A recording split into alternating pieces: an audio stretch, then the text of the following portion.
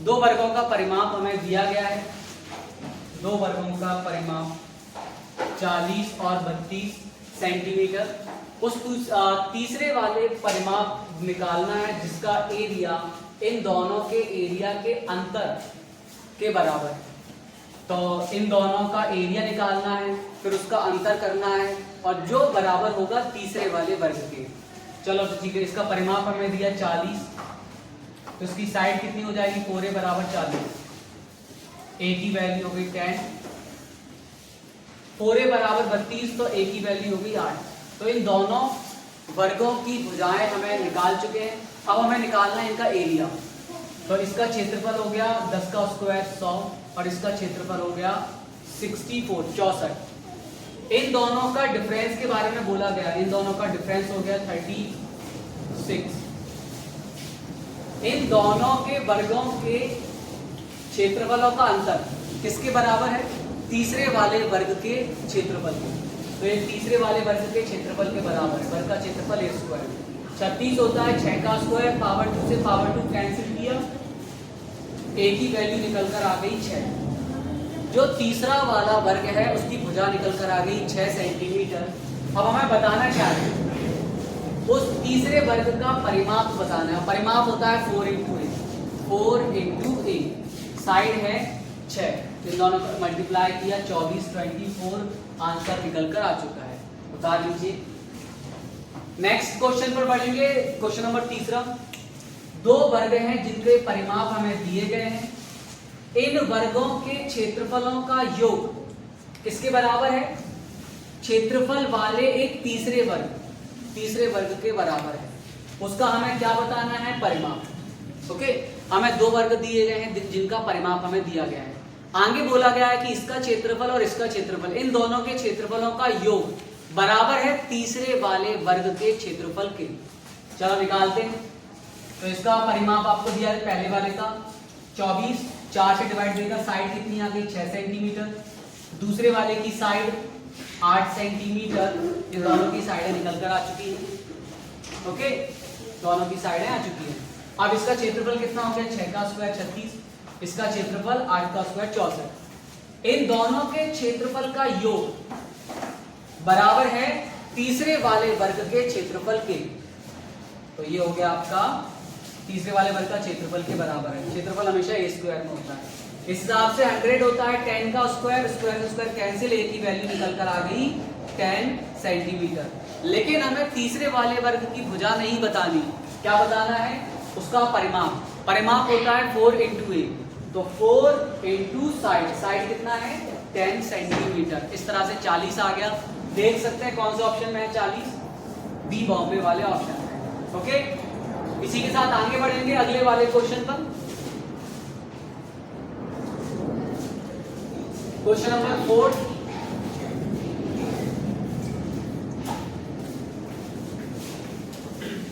Question number 4 को हम समझ सकते हैं, किसी वर्ग का विकर्ण हमें दिया गया है, निम्न में से वर्ग का क्षेत्रफल को निरूपित करें। कहने का मतलब है वर्ग का विकर्ण दिया गया है और वर्ग का क्षेत्रफल हमें निकालना है। ये रहा वर्ग, इसका क्षेत्रफल हमें दिया गया है कितना है? a, और इसका एरिया हमें निकालना है। ठीक है, तो विकर्ण का फॉर्मूला होता है, √2 इंटू भुजा, भुजा। विकर्ण हमें दिया गया है a, √2 इंटू भुजा। √2 उस साइड चला जाएगा तो ये आ जाएगा a/√2। हमारी साइड या भुजा, साइड लिख देते हैं, साइड या भुजा निकल कर आ चुकी है। लेकिन साइड नहीं पूछा, भुजा नहीं पूछा है, एरिया पूछा है, क्षेत्रफल। और क्षेत्रफल होता है भुजा का स्क्वायर, इसका स्क्वायर कर दो तो a स्क्वायर, और √2 का स्क्वायर करेंगे कितना बनेगा? 2। इस तरह से a²/2 आ गया।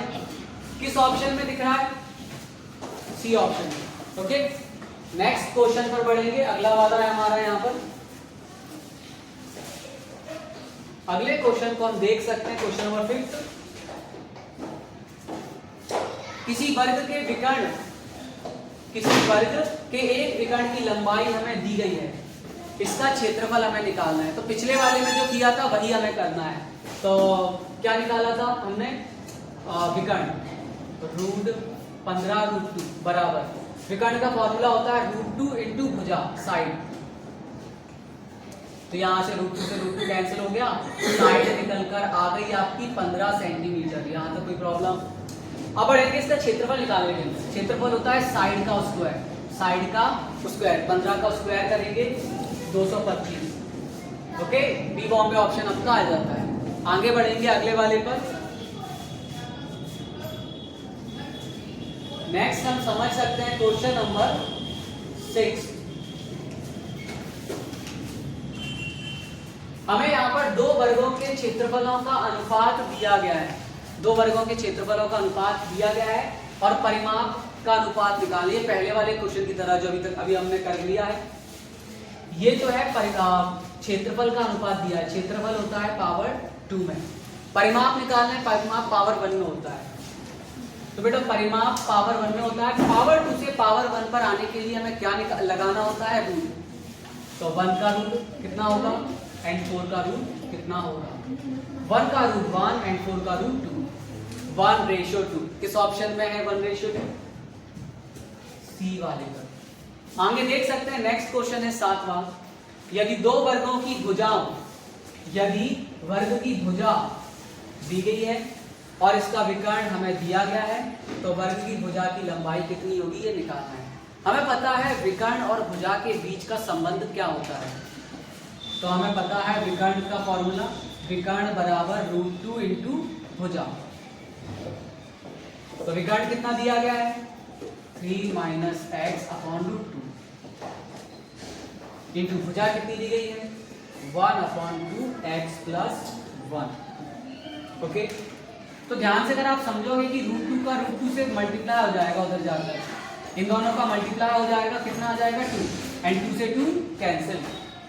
तो इस साइड बचा 3 - x एंड इस साइड बचा x + 1। माइनस का x उधर आएगा तो प्लस का x हो जाएगा 2x एंड प्लस का 1 उधर जाकर माइनस का हो जाएगा। इसे कैंसिल कर देंगे, फाइनल वैल्यू x की निकल कर आ जाएगी 1। x की वैल्यू निकल के आ जाएगी। स्टार्ट कर दिया? चलो तो यहाँ पर x की वैल्यू निकल कर आ चुकी है 1 के आंसर पर पूछा गया था। हमें वर्ग की भुजा पूछी गई थी, तो वर्ग की भुजा ये रही, तो ये हमें निकालना है, यही निकाल देते हैं। 1/2x + 1, x की वैल्यू है 1, इसके अंदर पुट कर दो। 1 + 1 + 1 अपॉन c कितना आ गया? 2/2 1 आ गया, 1 आ गया। फाइनल आंसर किस ऑप्शन में है? ए में। तो 7 का आ चुका है ए। लिख लो आराम से। आगे बढ़ेंगे नेक्स्ट पर।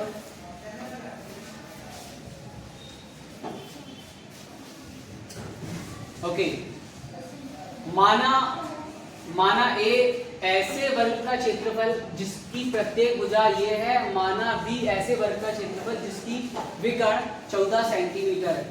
चलो बेटा ये क्वेश्चन आपके लिए छोड़ते हैं, ये आपको ट्राई करना है और आपको इसका आंसर बताना है। चलिए नेक्स्ट पर आते हैं, क्वेश्चन नंबर 9 पर।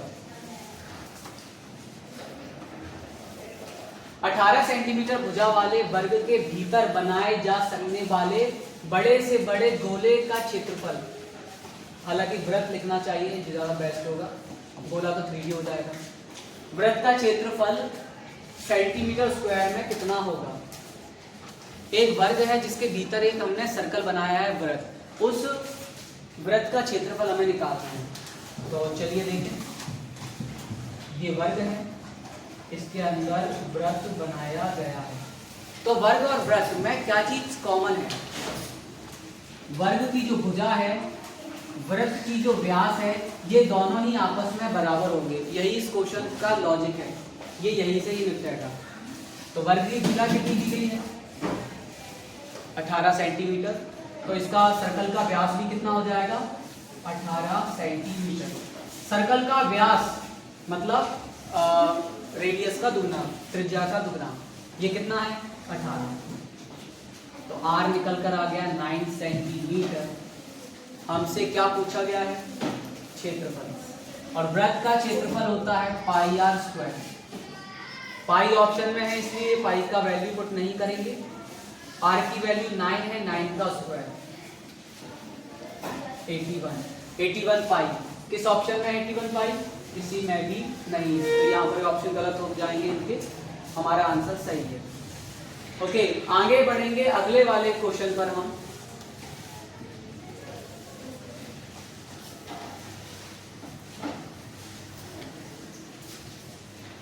चलिए ट्राई करें नेक्स्ट क्वेश्चन।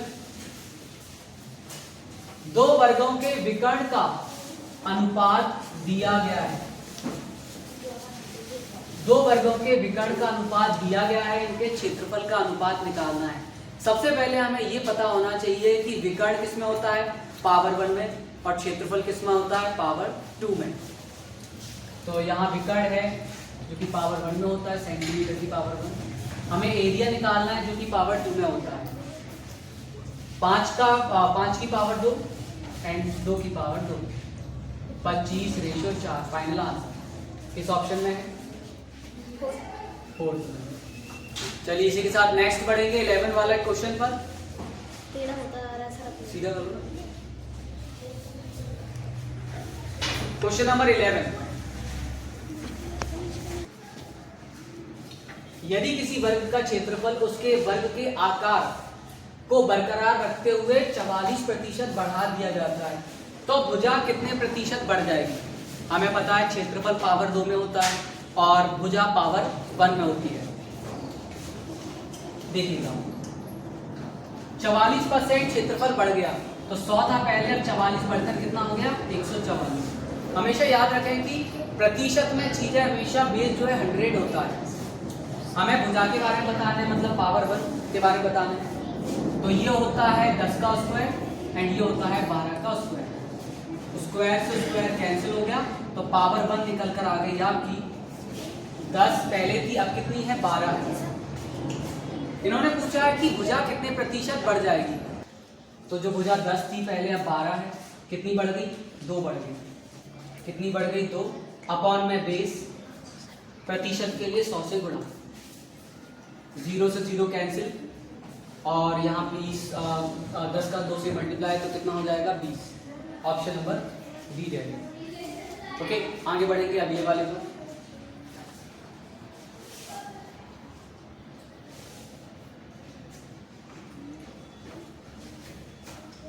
यदि किसी वर्ग की प्रत्येक भुजा को 10% बढ़ा दिया जाए तो उसका क्षेत्रफल कितना प्रतिशत बढ़ जाएगा? भुजा जो है 100 से 110 हो गई।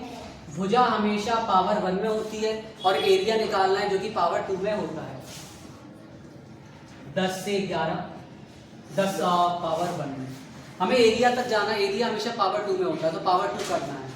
तो 10 का स्क्वायर 100, 11 का स्क्वायर 121, ये हो गया पावर 2 में। तो एरिया कितना प्रतिशत बढ़ गया? 100 से 121 हो गया, इसका मतलब 21% बढ़ गया। ओके, आगे बढ़ेंगे क्वेश्चन नंबर 13 पर। क्वेश्चन नंबर 13 पर एक आयताकार प्लॉट है जिसकी साइड का रेशियो हमें दिया गया है, इसका क्षेत्रफल हमें दिया गया है, प्लॉट का परिधि हमें निकालना है। काफी सिंपल है। भुजाओं का अनुपात दिया है, तो लंबाई हमने 5x मान ली और चौड़ाई 4x मान ली। हमें एरिया दिया गया है, तो एरिया का फॉर्मूला यहाँ पुट कर देंगे। एरिया होता है length into breadth, length into breadth. Area है 500, लेंथ है 5x इंटू ब्रेथ है 4x। 5 से कैंसिल कर दिया 100 एंड 4 से कैंसिल कर दिया 25। इधर x इंटू एक्स होता है एक्स स्क्वायर, 25 होता है 5 का स्क्वायर। इस तरह से x की वैल्यू आ गई 5। हमें क्या निकालना है? इस प्लॉट का परिमाप, परिमाप निकालना है। परिमाप का फॉर्मूला क्या होता है? परिमाप का फॉर्मूला होता है, परिमाप पेरीमीटर का फॉर्मूला 2 ब्रैकेट में लेंथ प्लस ब्रेथ। लेंथ कितनी है? 4x और 5x एंड 4x, दोनों को प्लस किया 9x और 2 से मल्टीप्लाई 18x। x की वैल्यू पुट कर दी 5 एंड मल्टीप्लाई किया, परिमाप निकल कर आ जाएगा, कितना आया है? 90। Option number C. ओके, काफी सिंपल है। आगे बढ़ेंगे नेक्स्ट वाले पर।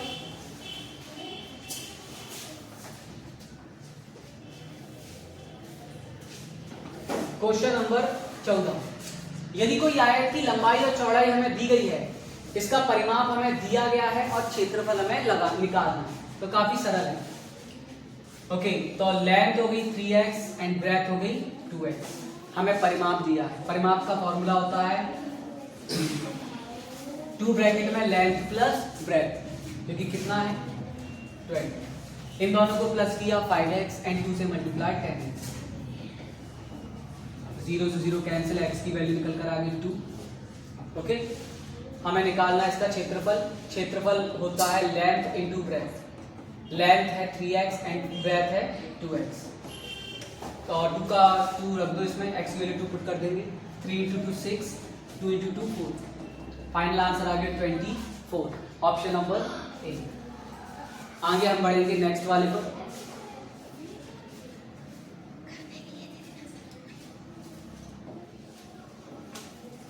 अगला देख सकते हैं यहाँ पर, किसी आयत की लंबाई और उसकी परिमिति का अनुपात हमें दिया गया है। इसकी लंबाई और चौड़ाई का अनुपात हमें पता करना है। हमें बहुत अच्छे से पता है कि परिमाप का फॉर्मूला क्या होता है। परिमाप का फॉर्मूला होता है 2 ब्रैकेट में लेंथ प्लस ब्रेथ। बस ये चीज ध्यान रखना। इस क्वेश्चन में हमें लेंथ और परिमाप का रेशियो दिया गया है। कोई दिक्कत यहाँ तक? परिमाप ये रहा।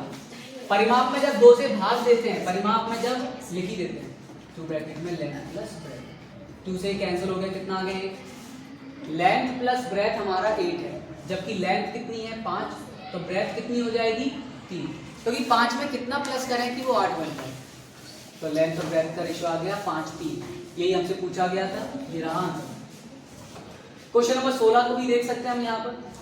किसी आयत के एक विकर्ण और उसका क्षेत्रफल, आयत का एक विकर्ण तथा क्षेत्रफल की माप क्रमशः ये और ये है। इसकी लंबाई हमें निकालनी है। ओके, चलिए कुछ इसके लिए कुछ अलग मेथड देखते हैं।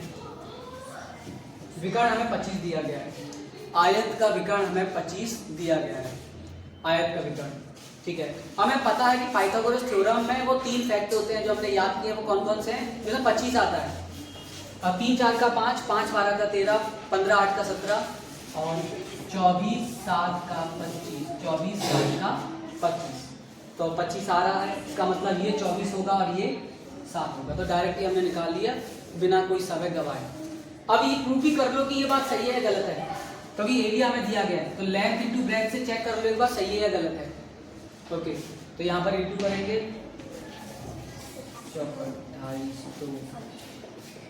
160 80 है, इसका मतलब हमने जो किया वो पूरी तरह से सही है। हमें आयत की लंबाई निकालना है, आयत की लंबाई है 24। ओके, तो यहाँ पर आ गया ऑप्शन नंबर डी। ओके।